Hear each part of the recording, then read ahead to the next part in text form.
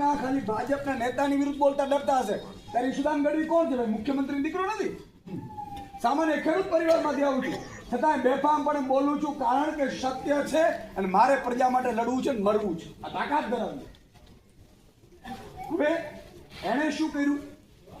એણે કીધું કે ભાઈ આ સ્વામિનાથન કમિશનના રિપોર્ટ પ્રમાણે ભાવ મળવા જોઈએ. ન મળ્યા. પ્રધાનમંત્રી ફસલ વીમા યોજના ન મળી. રોજગાર તો ન મળ્યું. હજારો ભાષણો જુઓ. સીટો સ્માર્ટ સિટીઓ ફીટીઓ નીતિઓ કંઈક બધું બનાવવાનું હતું. કાંઈ બન્યું નહીં. વિડીયો અહીંયા રેકોર્ડ છે. પણ એણે જે સૌથી ખતરનાક કામ કર્યું ને જ્યારે મારો કાર્ડ જો કંપી ગયો પછી મેં છોડી દીધી પોલિટિક્સ આપેલી પત્રકાર એ તો મારે શોખ નથી કે રાત્રે 4 વાગે હું ફરતો પરિવાર બધું છોડવું પડે. 17 દિવસે ત્યારે હું ઘરે જાઉં છું. જે ઈશુદાન ગઢવી 12 વાગે 11 વાગે ઓફિસે એન્ટર કરે પછી મંત્રી કે ધારાસભ્ય હોય ને એને હું ટાઈમ આપતો હતો કે ભાઈ 2 વાગે મળવાનું છે. 2 વાગે એ 1:30 વાગે આવી જાય 3 કલાક વેઇટ કરતો. મારા ઘરે હું વયો જતો સમય. મારે પરિવારને બધું હતું.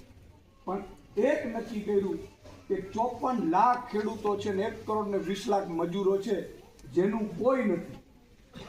અને એ બિચારો એટલો છે ગાડરીઓ પ્રવાહ જ્યાં ગાડી હાલે અહીંયા વયો જાય.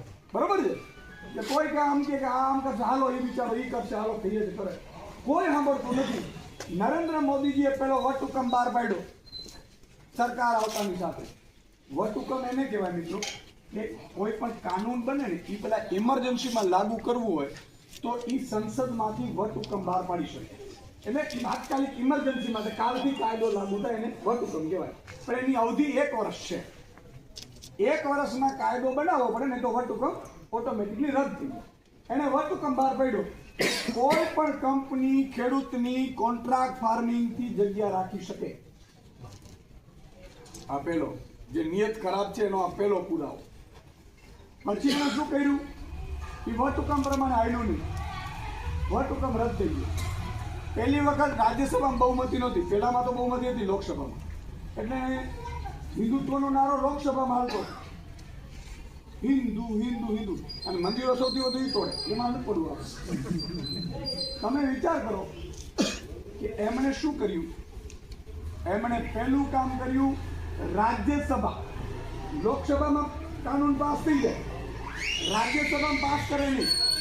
રાજ્યસભાની આખી સિસ્ટમ અલગ છે. ત્યાં વિધાનસભાના ધારાસભ્યો છૂટે. કોણ છૂટે છે? એટલે રાજ્યસભામાં બહુમતી હોય તો જ કાયદો પસાર થાય. આ તમને ટેકનિકલી થોડું સમજાવું.